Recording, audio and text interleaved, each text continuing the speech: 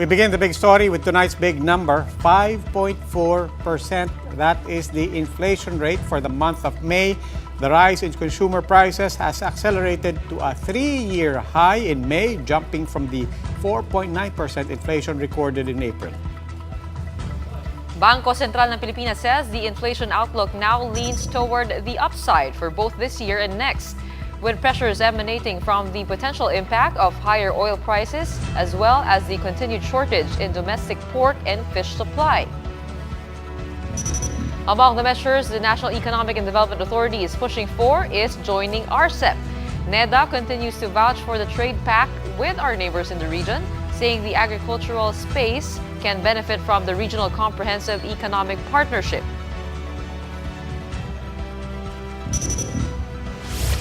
Time for today's biggest headlines. I'm Gretchen Ho. I'm Robbie Alampay. You're watching The Big Story.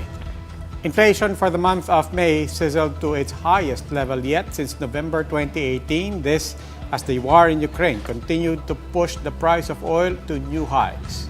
That dilemma has since spilled over to food, with the supply and shipping crunch further pushing prices. Mobile journalist Pamela Vasquez gives us a front seat to the big story.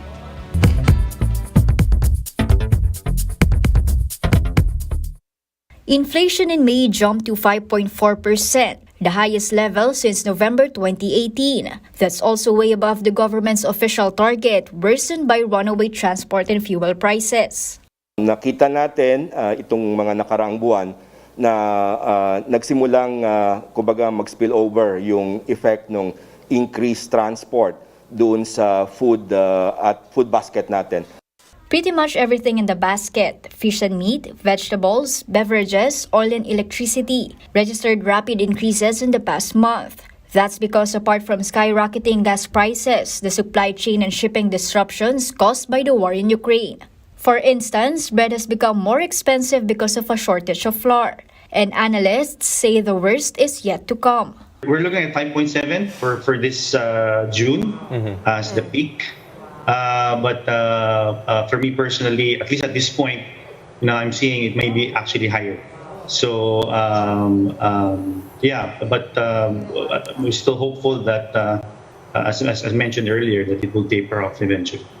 In fact, today saw another round of big oil price hikes. Effective today, local oil companies raised diesel prices by a whopping 6 pesos and 55 centavos per liter. This year alone, diesel prices have jumped more than 30 pesos per liter. Meanwhile, gasoline is up by 2 pesos and 70 centavos, while kerosene by 5 pesos and 45 centavos a liter. The government has been providing fuel subsidies and discounts to drivers, but the Energy Department says it's running out of funds to cover that budget. We really have to go on moving towards looking at the reality that any excess of those increases that will not be covered by subsidy will be passed on ultimately to the consumer. The Bangko Sentral has already signaled it may need to hike interest rates a few more times this year to curb inflation. Mobile journalist Pamela Vasquez, We Are One News. With the rise in pump prices not letting up just yet, some fuel products now cost as much as 95 pesos per liter. Question is, will this reach the 100 peso level? That's unlikely, says the Energy Department. Why is that? Let's listen in. Hindi ho namin nakikita naman doon dahil walang mga drastic na talagang factors. No? Nakikita natin tumataas o mababa. At merong mga factors din na talaga nakikita natin na yung fluctuation kahit gumagalaw man, hindi ganun kabigat. No? And under the situation right now, existing circumstances, hindi naman aabot sa 100 yan. With prices of gas and diesel nearly reaching 100 pesos, some Filipinos are deciding to try their luck commuting instead of using their cars. Gerard De La Peña with the story. Taxi driver Dennis Cataylo used all his coins just to fuel up his taxi. He was one of many motorists who did a last-minute gas up prior to the oil price hike on Tuesday. Dennis says he barely earns now. Nagpakarga ka ng magkano? 1,700 sir, 1,750. Tapos ang boundary ko 1,000. Ang natira sa akin 200. Winnie, a TNVS rider, shares this sentiment. 2 anak ko, di nga naman, nangungupahan pa ako. Wala, tibid-tibid lang. Itlog. Tuyo, noodles. Yun nga eh. Wala. Di talaga magkakasya. Sana taasan nila yung per namin. Yun lang yung hinihiling namin, taasan nila yung per. Diesel prices have increased by 6 pesos and 55 centavos per liter, while gasoline is pricier by 2 pesos and 70 centavos per liter. Prices of kerosene, meanwhile, are up by 5 pesos and 45 centavos per liter. In this gas station in Manila, diesel is almost at 81 pesos per liter. Gasoline can go as high as 83 pesos. With the soaring costs, Joshua chooses to leave behind his car and commute instead. He now saves 400 pesos daily by taking public transport. Never mind the long lines and the struggle to get a ride. Mas accessible naman siya. Kaysa magkasakyan ka, traffic din naman. Sayang lang din sa gasolina. For an economist, a hybrid work setup might come in handy. The businesses in the Philippines should figure out a way, to encourage more hybrid work, so to lessen the expenditure on unnecessary travels. Oil prices may only continue to increase in the coming weeks. The Energy Department has attributed the oil price hike to the increased summer demand in countries located at the Northern Hemisphere. Other factors include the more relaxed quarantine restrictions in China, as well as Europe's ban on oil imports from Russia. For News 5, Gerard de la Peña, We Are One News. These are the other big stories tonight. While Metro Manila is still considered low risk for COVID-19, an uptick in new cases has been observed in the last 2 days, with a daily average of new COVID cases logging a 10% increase. Meanwhile, there was no need for President-elect Ferdinand Marcos Jr. to shell out personal money during the campaign. His declared expenditures show that much of his funds were donated. And motorists are now exploring greener and cheaper options as they turn to electronic bikes and scooters to cope with the rising cost of fuel. These big stories after the break.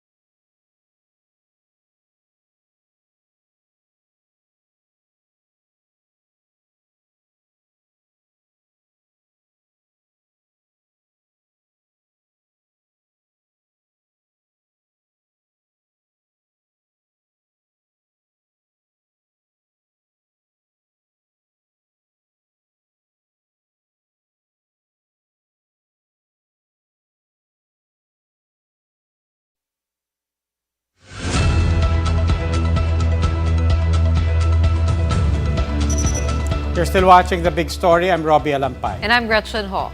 The Octa Research Group has recorded a slight uptick in COVID-19 cases in Metro Manila. But the health department is not sounding the alarm just yet. They're saying hospital occupancy remains manageable. Camille Samonte has this report. From an average daily count of 78 cases in Metro Manila, Okta Research has noted a 10% increase in infections to 86 cases daily. That covers the first week of June. Positivity rate in the region also rose to 1.6 from 1.5. It's a slow increase, but it's still an increase in the positivity rate. So there could be something there that we're not seeing, and that's why we're monitoring the numbers. But for the health department, the increase is not yet a cause for concern, especially with hospital occupancy remaining low. Pag ina-analyze namin ang mga numero at saka mga datos, nakikita natin mga less than 10 or less than 20 cases lang ang naitatala na pagtaas. Siyempre kapag sa positivity or sa growth rate natin titignan, talagang minsan tumataas because mababa ang pinanggagalingan na numero. 10 more cases of the new Omicron subvariants have been recorded in the country. 7 cases were BA.2.12.1, while the other 3 were tagged as a BA.5. 2 of the BA.5 cases are from Calabarzon. The remaining case is still being verified. The DOH has earlier confirmed the local transmission of the 2 subvariants. We can say na wala tayong mga international sources for BA.5. But we still need further evidence for us to be able to confirm really the status of transmission here in our country, especially for these subvariants. Vergeire, however, clarified that the slight uptick in cases is not directly related to the entry of these new Omicron subvariants. She also reminded the public to get their booster jabs and follow health protocols. Upang hindi na ito patuloy pang tumaas at upang manatili tayo sa low risk, patuloy po tayong sumunod sa minimum public health standards at magpabakuna na at magpabooster sa lalong madaling panahon. For News 5, Camille Samonte, We Are One News. Could the uptick in cases warn of a possible surge? That big question and more with Okta Research Fellow Dr. Guido David. Dr. Guido, welcome back to the big story.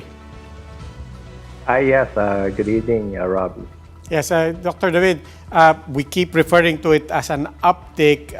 Does it necessarily signify that this is a trend or that a surge is coming? Well, that's possible because we have seen this uptick in the past 3 weeks, meaning we have seen a positive growth rate for the past 3 weeks in Metro Manila, though the growth rate has been very small, around 10% on average. So it has been increasing by 10% every week. This is in itself not a cause for concern. And if it just continues this way, we should not really have any problems with the management. But there's some concern that this may start to accelerate. We don't know that yet. If it does start to accelerate, the cases will be a bit higher than what we're seeing right now. Yeah, a bit higher it must be, given especially that not many people are bothering to take their test and ride out the milder symptoms. But given precisely that we're not necessarily seeing results of all the tests, by how much could we be underestimating the real figures?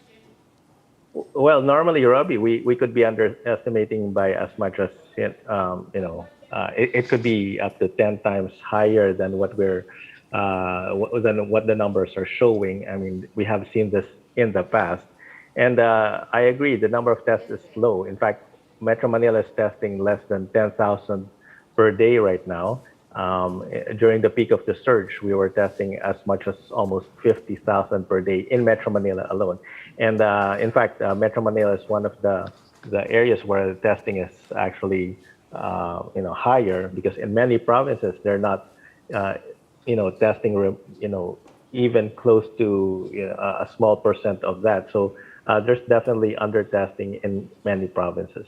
Is this tied more to any of the subvariants, or is this tied more to people not taking their boosters? Well, I think it could be a confluence of factors, Robbie. One would be complacency, and then increased activity. We're not saying that we should limit movement or economic activity, because we have had that over the past several months and we haven't seen a real increase in cases. The other factors would be the presence of the new subvariants and, of course, waning immunity, which is It's likely to be happening around this time because 3 to 4 months have passed since most people were vaccinated and most people were exposed. So it could be any or a combination of those factors that is causing the uptick. But so far, the wall of immunity is still holding. That's the good news, but we're not sure if it will continue to hold. Okay, Dr. David, maraming salamat po. That was Guido David of Okta Research. Full capacity is now allowed in all establishments in Alert Level 1 areas. This is according to the Interagency Task Force. But PCOO Secretary Martin Andanar clarified in a press briefing that proof of full vaccination is still required to enter indoor establishments. 16 cities and a municipality, the National Capital Region, are all under Alert Level 1. Meanwhile, electronic scooters and e-bikes are seeing its heyday as commuters search transportation alternatives to save up on gas. But a word of warning from the MMDA as accidents involving these rides pile up. Mon Gualvez with the story. At the height of the pandemic, when commuting options were limited, Alan bought his e-bike to ferry him to and from work at the university. And now that fuel prices are soaring high, he's not letting go of his bike just yet. Yung gasolina ko dati, nagkakarga ako ng probably twice a week. So nung gumamit ako ng e-bike, naging once a week na lang. E-scooter meanwhile is the weapon of choice for 25-year-old Dang, saving her the agony of commuting. But she admits, traversing EDSA has its risk. Medyo medyo nakakatakot din po na pag umaarangkada ka ganyan, di mo kita yung kung sino nasa likod mo. The dangers are real for users of these alternative modes of transportation. Up to May this year, the MMDA has already recorded 80 accidents involving e-vehicle users. Maraming discourteous na drivers na hindi nagbibigayan, and most of the time ang nagiging liability nito yung mga e-bikes, motorcycles, bicycle riders. To help ensure their safety on the road, the agency, together with Metro Manila LGUs, call for the implementation of Republic Act 11697 or the Electric Vehicle Industry Development Act, which had just been passed April 15, as well as the administrative order from the LTO on the consolidated guidelines for all types of electric motor vehicles. Meanwhile, the MMDA also reminds that some e-vehicles still require license and registration. Yung mga sasakyan na yon, limited lang siya sa private roads, bike lanes, limited to barangay roads, and local roads. Violators can be fined 1,000 up to 10,000 pesos and their e-vehicle may be impounded. The MMDA and e-vehicle drivers continue to appeal for road sharing and road courtesy among all motorists. For News 5, Mon Gualvez, we are One News. Time for another quick break. When we return, Ferdinand Marcos Jr. just had a little over $1 million in unspent campaign funds, majority of which were donated. The untouched money will be used to file the camp's income taxes. And pasang awa o pang-honor roll? Find out how Pinoys online are coping with the pinch felt from the rising costs of fuel after the break.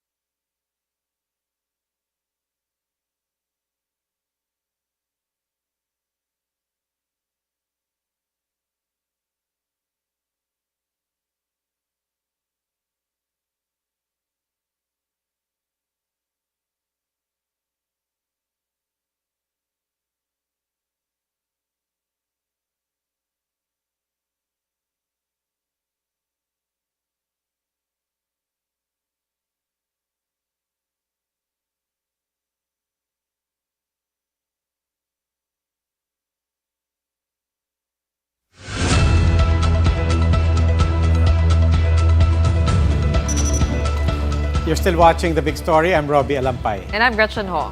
Several candidates in the 2022 elections have filed their SOSE before the COMELEC one day before its deadline. Among them, President-elect Ferdinand Marcos Jr., who still has 1 million pesos in unspent funds. This, his camp says, will be used to pay taxes. Greg Gregorio has this report.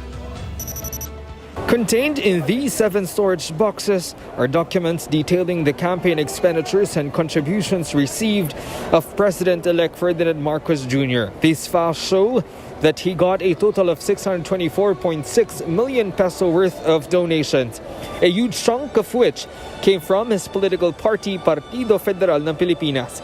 The donations is more than enough, as his expenditures only totaled to 623 million pesos, leaving his camp with just 1.4 million pesos in unspent funds. Expenses from personal money sources. Kasi actually may lagpas pa kami sa donation na nakuha namin, so hindi naman namin kinailangan maglabas. We'll pay the income tax. His closest rival, outgoing Vice President Leni Robredo, had her SOSE in 3 boxes of documents. Her camp, though, has yet to detail contributions received as well as expenditures. Outgoing Manila Mayor Isko Moreno's team will come back tomorrow as they lack some documents. So far, only 4 of the 10 former presidential candidates have filed their SOSEs. Among the vice presidential candidates, only Doc Willie Ong has successfully filed a SOSE. Among those who ran for a Senate seat, only 10 have filed their SOSEs so far. But why is it important to file the statements of contributions and expenditures? The SOSE allows the COMELEC to check if candidates spend funds within limits. For national posts, cap is at 674 million pesos, in accordance to the 10 peso allowed spending for each registered voter. Those who overspent may be disqualified from holding office. Candidates just have 30 days after election to file their SOSE. This year, the deadline falls this Wednesday. With this, outgoing Interior Secretary Eduardo Año warned those who won in the recent polls that no oath-taking will take place without the filing of SOSE, as mandated by law. For News 5, Greg Gregorio, we are One News. In a parting message before his term ends, President Rodrigo Duterte called on Filipinos to rally behind President-elect Ferdinand Marcos Jr. and other newly elected leaders. In his taped address on Monday evening, Duterte urged Filipinos to come to terms with reality and respect the majority's decision.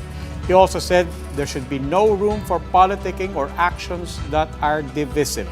Marcos Jr. is set to formally assume the presidency on June 30, the same day Duterte steps down from office.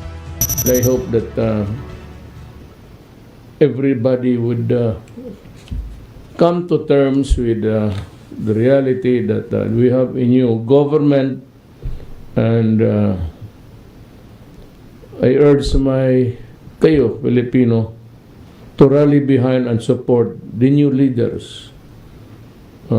We want the next administration successful. Meanwhile, the SUV driver who ran over a security guard in Mandaluyong City is a no-show in today's hearing. With his non-appearance, the Land Transportation Office will issue a second and final show cause order before they proceed to another administrative hearing. The hit-and-run incident happened over the weekend when the driver's SUV ran over a 31-year-old security guard, Christian Floralde. Floralde is now recovering.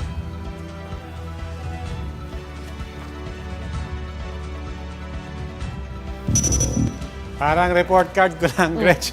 This morning, many of us woke up to updated gas station price boards. Instead of lamenting over the rising gas prices, people online chose to cope with the new round of oil price hikes with some humor, comparing the gas prices to grades. In a Twitter post, one netizen shared the prices of gasoline and diesel in a gasoline station with the caption, "Road to Latin Honors."